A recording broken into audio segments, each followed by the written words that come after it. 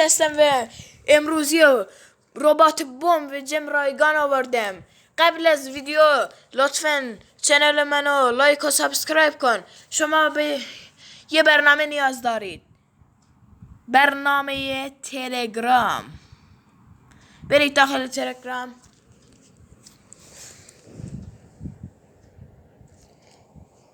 در قسمت جستجوها بنویسید جم رایگان.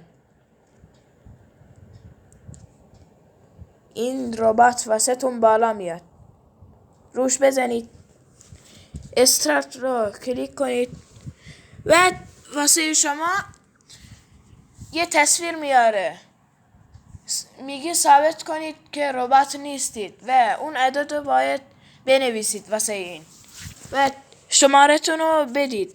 به اشتراک گذاشته شماره یه همچین چیزی میاره و چند تا کانال میده، باید به همشون عضو شید. یه لحظه من همشون عضو شم. بعد از اینکه عضو شدید شما روی گزینه برداشت جم بزنید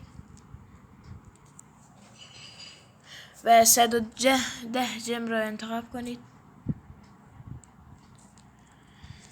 اینجا یه لینک میده واسه شما، یعنی هر کی رو که دعوت کنید از اون لینک شما بیاد داخل ربات، شما 4 جم دریافت میکنید و شما باید 25 نفر رو دعوت کنید تا 110 تا جم اینجا یه لحظه اینجا جمع بشه. بعد میتونید برداشت کنید.